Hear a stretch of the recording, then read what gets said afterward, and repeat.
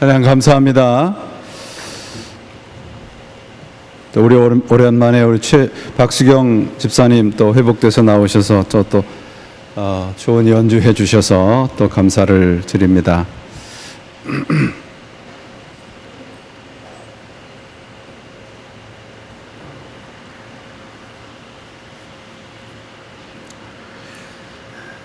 나는 자꾸만 살고 싶다라는 제목의 책이 있습니다. 행복했던 한 가정에 그 남편의 사업 실패로 인해서 또 사업이 실패함으로 그 남편이 알코올 중독자로 결국은 타락을 하게 되고 생명까지 끊어지게 돼서 삶이라는 희망의 끈을 놓쳐버린 것 같은 한 여인이 쓴 글입니다. 이분은 지금도 한국의 그 장터를 돌아다니면서 좌판에서 화장품을 팔면서 생계를 이어가고 있다고 합니다. 그런 어렵고 척박한 삶 속에서 틈틈이 쓴 글을 책으로 엮어서 냈습니다. 이 책에서 저자는 자신이 처한 현실에 대해서 이렇게 쓰고 있어요. 살아가면서 단 한 번도 희망을 놓은 적이 없다. 한 발자국 뒤로 물러서면 절벽 아래로 떨어질 상황이었을 때에도 나는 한 번도 희망을 놓은 적이 없다. 살아가다 보면 더없이 아름다운 세상을 만날 수 있을 거라고 고집스럽게 믿었다. 돌아보면 사방이 꽉꽉 막힌 벽이었을 때도 잠시 숨을 멈추고 기다렸다. 벽이 열릴 때까지. 하늘은 스스로 돕는 자를 돕는다고 외치면서 나는 자꾸만 살고 싶다. 만약에 여러분이 이런 상황에 처해 있는 분에게 예수 그리스도를 믿으라고 전한다면 이분은 어떤 의미로 받아들일 것 같습니까? 아니, 여러분이 어떤 생각을 가지고 이분에게 예수 그리스도를 소개하고 싶으십니까?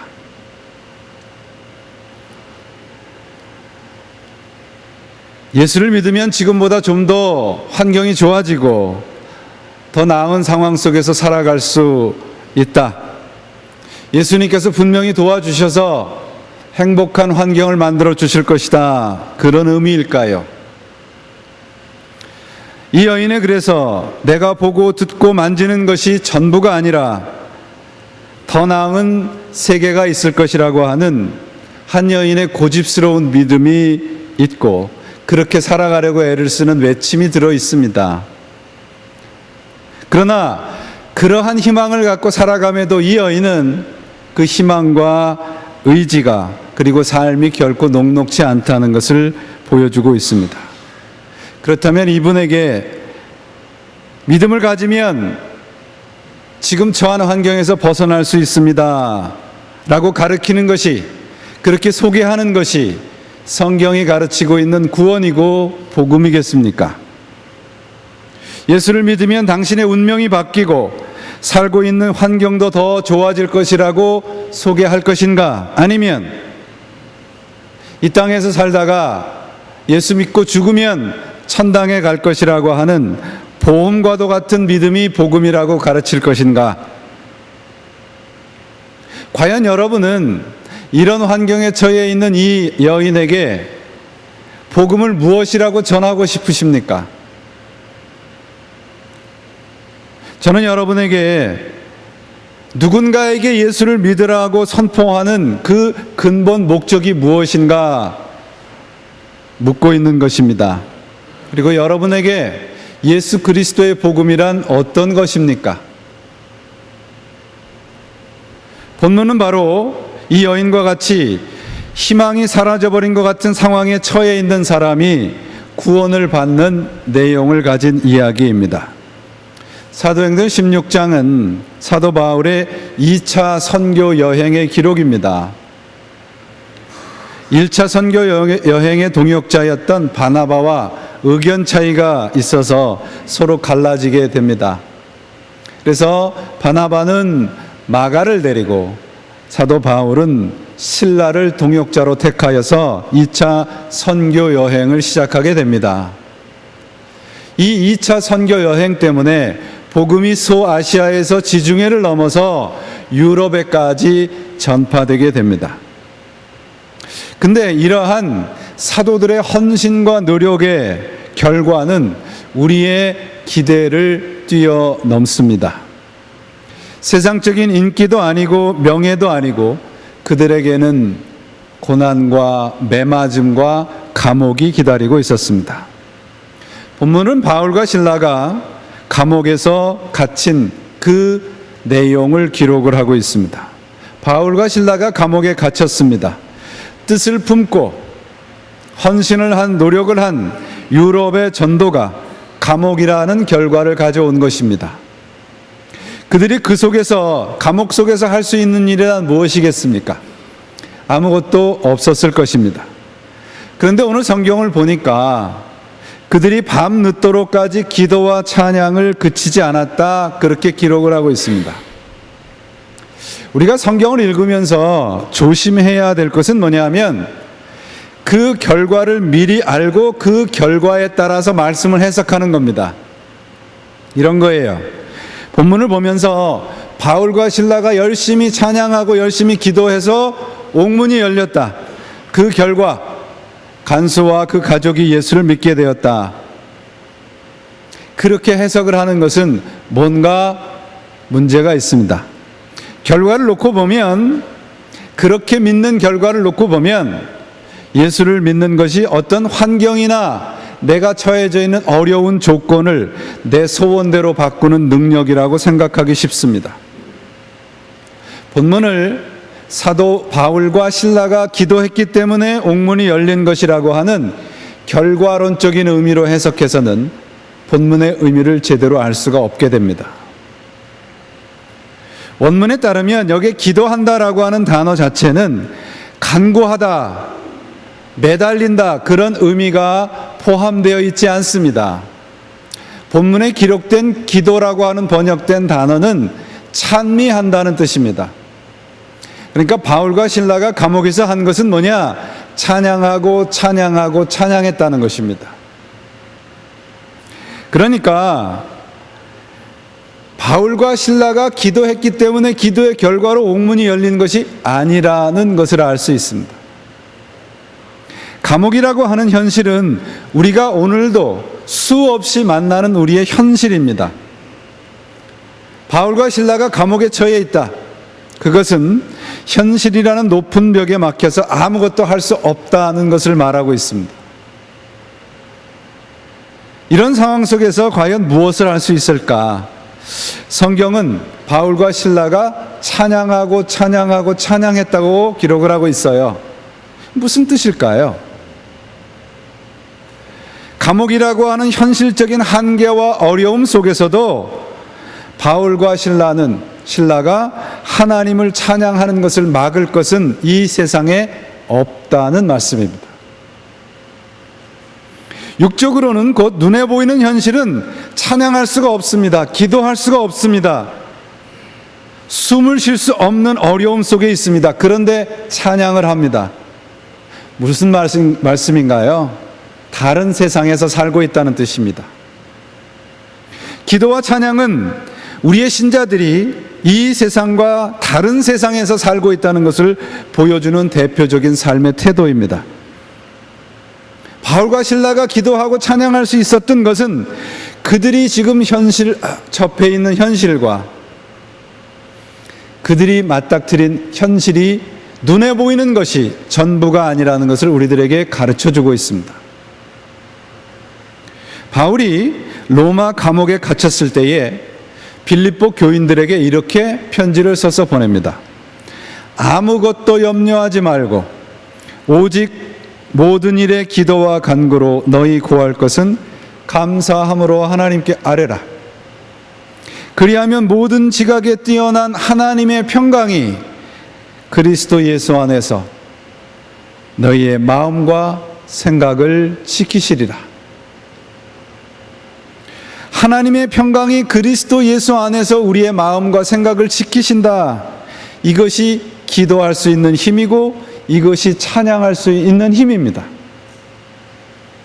내가 지금 처해져 있는 환경과 현실이 내 소원대로 내가 원하는 대로 바꿔지는 것이 아니라 어떠한 환경에 처했을지라도 하나님이 나를 쥐고 계시다라고 하는 믿음을 버리지 않는 것, 그것이 기도와 찬양인 것이죠. 골든 맥도날드라고 하는 목사님이 쓴 책 가운데 하나님이 축복하시는 삶이라는 책에 이런 내용이 있습니다. 중국의 목사님의 간증이에요. 이분은 기독교인이 되어서 하나님의 복음을 전했다는 이유 단 하나 때문에 18년 동안 감옥에 갇혀 있었습니다. 이 18년 동안 감옥에 갇혀 있었던 이 목사님의 간증입니다. 제가 읽어드릴게요. 18년 동안의 강제 노동 수용소 생활에도 불구하고 건강을 유지하고 있는 그에게 그 비결을 물었습니다. 저희의 18년의 삶은 너무도 힘이 들고 고된 삶이었습니다. 그곳에서 수용소 당국자들은 저에게 인분 치우는 일을 시켰습니다. 어느 누구도 가까이 가기를 꺼리는 그 인분 구덩이를 저는 매일 치워야 했습니다. 제가 교육도 받고 유복한 가정 출신이며 더구나 예수를 믿는다는 것을 알았던 그들은 나에게 그 냄새나는 구덩이를 치우는 일을 시키고는 즐거워했습니다. 그러나 제가 그 구덩이를 치우는 일을 얼마나 좋아했는지 그들은 알지 못했습니다. 넓이와 길이가 2m가 넘는 구덩이에 인분이 차면 적당히 썩을 때까지 기다렸다가 퍼서 밭에 비료로 보냈습니다. 그 구덩이를 깨끗이 치우려면 그 속에 직접 들어가야만 합니다. 수용소 간부들과 그 어떤 사람들도 그것에 가까이 오려고 하지 않았습니다. 공동생활도 하고 개인적인 시간을 가질 수 없었던 나는 그 구덩이에 하루 종일 혼자 있을 수 있었고 그곳에서 혼자 큰 소리로 기도도 하고 찬송도 하며 성경을 암송할 수도 있었습니다. 오로지 주님과 저 혼자만의 공간이 바로 그 인분 구덩이 아니었습니다. 그때 즐겨 부르던 찬양이 바로 저 장미꽃 위에 이슬입니다. 저 장미꽃 위에 이슬, 아직 맺혀있는 그때에 귀에 은은히 소리 들리니 주 음성 분명하다. 주가 나와 동행을 하면서 나를 친구 삼으셨네. 우리 서로 받은 그 기쁨은 알 사람이 없도다. 하나님의 사람들은 이처럼 기도하면 환경이나 조건이 내 소원대로 바꾼다고 말하지 않습니다. 그렇게 간증하지 않습니다. 기도하면 하나님이 그리스도 안에서 내 마음의 평강을 지키신다고 고백하는 것이죠. 이 목사님처럼 인분 구덩이에서도 그는 장미꽃 향기를 느끼고 맡을 수 있었던 것입니다. 그런 능력이 생기는 것이죠. 우리가 받은 기쁨은 예수 믿는 사람만 아는 것입니다. 아무도 알 수 없다고 하는 외침이 기도요.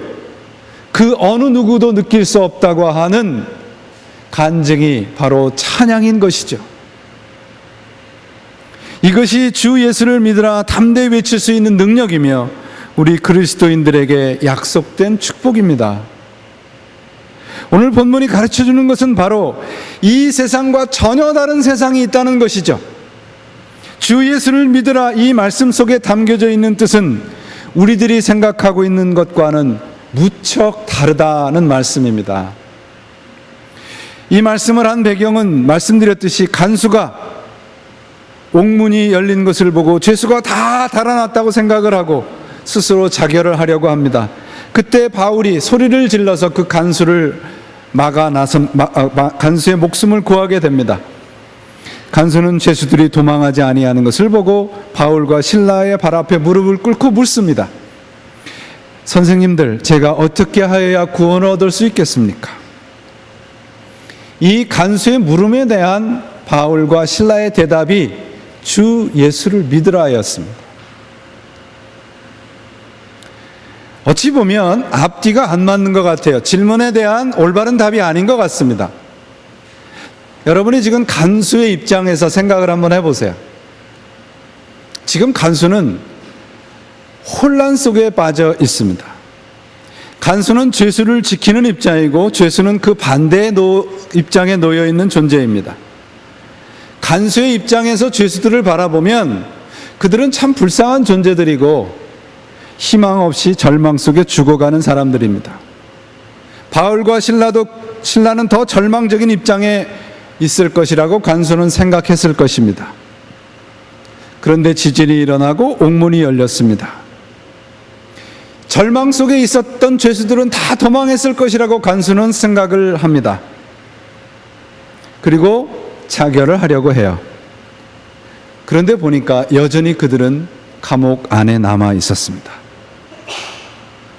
그리고 자살을 하려고 하는 간수에게 주 예수를 믿으라고 초대를 해요. 어찌 보면 이 간수에게는 아무런 도움이 되지 않는 말 같아요. 그렇다면 바울이 간수에게 한 주 예수를 믿으라고 하는 이 말씀의 진짜 의미는 무엇인가? 내 자신을 믿지 말라는 말입니다. 간수는 지금 눈에 보이는 현실이 전부라고 생각을 해요. 자신이 해결을 하려고 했던 겁니다. 눈에 보이는 현실은 무엇이었습니까? 옥문이 열린 것이었습니다. 그리고 모든 죄수가 다 도망했다고 생각했던 것이 간수가 본 현실이었습니다. 매를 맞고 문책을 받느니 죽는 것이 낫다고 생각을 했고 자신이 처한 지금의 위험은 탈출구가 없는 것 같아 보입니다. 그래서 간수가 생각한 최선의 방법이 자살입니다. 여기에 극적인 반전이 일어나잖아요. 죄수들은 달아나지 않고 그대로 있었습니다.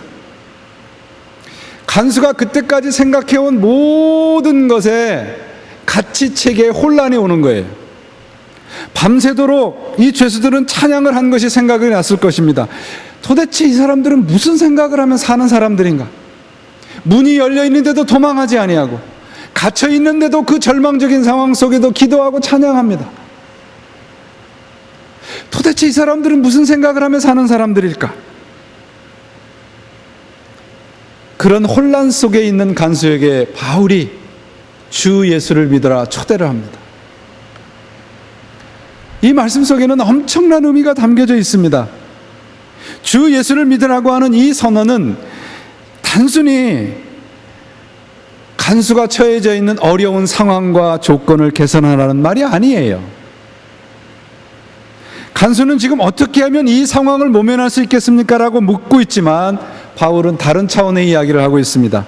곧 당신이 지금 눈으로 보고 있는 세계가 전부가 아니라고 선포하고 있는 거예요. 주 예수를 믿으라. 이 말씀은 내가 알고 있고 보고 있고 만지고 있는 세상이 전부가 아니라는 말씀입니다. 간수가 생각할 수 있는 최선의 방법은 죽음이었습니다. 그러나 인간이 아닌 예수 그리스도가 함께하는 세상이 있다는 말씀이에요. 바로 그 세계로 초청을 하고 있습니다.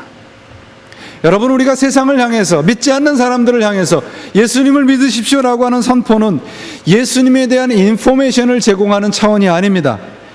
우리 인간이 보고 생각하고 있는 세계가 아닌, 내가 느끼고 내가 만질 수 있는 세상이 아닌 주 예수의 세계가 있다는 것을 선포하는 거예요. 세상은 어떻습니까? 내 의지, 신념, 합리, 이성, 이런 것으로 판단을 합니다. 그래서 세상은 자기의 생각과 자기의 합리성에 맞지 않는다 그러면 극단적인 방법까지 택하는 거예요. 우리 신자들은 어떻습니까? 환경이나 조건을 뛰어넘는 기도와 찬송이 있습니다. 기도와 찬송으로 넘나들 수 있는 영원한 세계가 있습니다. 그것을 선포하는 것이 무엇입니까? 바로 주 예수를 믿으라는 것이에요. 여러분은 이런 예수님을 믿고 계십니까? 지금 우리가 직면하고 있는 현실이 전부가 아닙니다 라고 선포하는 것이 복음이에요. 내 눈으로 보고 내 손으로 만질 수 있고 우리가 느끼고 우리가 생각하는 것 그 너머의 세계가 있습니다. 그것이 예수님을 믿으라는 초청입니다. 그것이 복음이에요, 여러분. 주 예수를 믿으십시오. 당신이 보고 있고 알고 있는 것이 전부가 아니라고 선포하는 것입니다. 이 예수 그리스도의 세계에 들어오면 다른 것을 볼 수 있다는 것이에요. 우리 신자들이 선포하는 것은 바로 이러한 세상입니다. 우리들은 바로 주 예수와 함께 있는 세상에 살고 있는 사람들이지 않습니까? 여러분, 그리스도인들 여러분, 제발 예수님을 여러분들 현실에 써먹으려고 하는 그저 진통제와 같은 해결사로 생각하지 마세요. 주 예수를 믿으십시오. 그러면 바로 그 자리에서부터 영원한 치유가 시작이 되는 것입니다. 그걸 믿는 것이 복음이고 그걸 믿는 것이 신앙이에요. 폴 브랜드라고 하는 의사가 있습니다. 이분이 쓴 책 가운데 고통이라는 선물이 있는데요. 이분이 자신의 신앙을 두 단어로 표현하는데 하나는 감사고 하나는 믿음이에요. 이분은 자신의 신앙을 이렇게 고백합니다. 내가 눈으로 보고 인식하고 만질 수 있는 모든 것엔 감사하려고 했고, 내 눈으로 볼 수 없고 만질 수 없는 모든 것에서는 믿음을 가지려고 노력했습니다. 여러분, 제가 처음에 여러분들에게 소개한 장터에서 화장품 행상을 하는 그 희망이 없는 것 같은 현실을 억척스럽게 살아가는 여인에게 선포할 복음이 무엇이겠습니까? 희망을 가지십시오. 소망을 버리지 마십시오. 그 복음이 아니란 말이에요. 예수를 믿으십시오. 그 말씀은 여러분, 그 여인에게 선포해야 할 복음은 당신 안에, 당신의 인생 안에 예수 그리스도가 계시다면 이미 희망은 시작이 되고 있다는 선포라는 말씀입니다. 내가 지금 눈으로 보고 느끼는 환경과 조건이 전부가 아니라고 하는 것을 믿는 것이 신앙입니다. 주 예수님을 믿으십시오. 이 말은 전도용으로 쓰기 위해서 전도지에나 쓰는 것이 아니에요, 여러분. 우리들이 생각하고 느끼고 있는 그 이상의 세계가 있습니다라고 하는 놀라운 복음의 선포입니다. 그 세계가 바로 예수 그리스도와 함께하고 있는 세상입니다. 세상으로의, 세계로의 초대가 복음이죠. 예수 그리스도 안에서 우리 인생의 모든 문제가 진정한 치유가 있음을 선포하는 것입니다. 그래서 복음인 것입니다. 미국의 오레곤주에 토니 캠벌러라는 목사님이 있습니다. 자신의 경험을 이렇게 썼어요. 어느 날 한 교인이 찾아옵니다. 이 여인의 남편이 암에 걸렸습니다. 여인은 찾아와서 이 캠벌러 목사님에게 간절하게 부탁을 합니다. 목사님, 제발 제 남편이 암에서 낫게 하도록 기도를 해 주십시오. 이 캠블러 목사님은 그 가정에 찾아가서 그 여인의 남편을 위해서 간절하게 기도를 합니다. 제발 이 아들을 암에서 건져 주십시오. 그리고 일주일이 지납니다. 캠블러 목사는 그 아내로부터 전화를 받았습니다. 목사님, 지난번에 오셔서 제 남편의 암의 치유를 위해서 기도해 주셨지요? 캠블러 목사는 남편이 암에서 나았나 보다 잔뜩 기대를 하면서 전화기에 귀를 기울였습니다. 그 아내는 이렇게 말합니다. 제 남편이 죽었습니다. 캠블러 목사님은 깜짝 놀라면서 이 여인이 나에게 따지려고 전화를 했구나 라고 긴장을 하면서 전화기를 들고 있었습니다. 그때 그 아내가 이렇게 말합니다. 목사님, 너무 언짢게 생각하지 마십시오. 목사님이 찾아왔을 때는 제 남편이 분노에 가득 차 있었습니다. 자녀와 손자들의 성장도 보지 못하고 58세에 죽을 생각을 하니 너무 억울하다고 하나님을 저주하곤 했습니다. 그 모습을 볼 때마다 주위 사람들도 남편과 함께 있는 것이 너무 괴로웠습니다. 그런데 목사님이 기도해 준 후에 제 남편에게 평화와 기쁨이 생겼습니다. 그리고 지난 3일 동안은 우리 가족에게 가장 행복한 3일이었습니다. 우리는 찬양했고, 우리는 함께 웃었고, 성경을 함께 읽었으며 함께 기도했습니다. 그리고 3일 후에 제 남편은 하늘나라로 갔습니다. 그래서 목사님이 남편을 위해 기도해 준 것에 대해서 감사하려고 전화를 했습니다. 이 아내가 목사님에게 마지막에 이런 얘기를 합니다. He was not cured, but he was healed. 제 남편은 치료되지 않았지만 제 남편은 치유를 받고 하나님의 나라로 갔던 것입니다. 사랑하는 여러분, 여러분들 예수님을 그리스도라 믿지 않습니까? 여러분들에게 이런 고백이 있으시기를 바랍니다.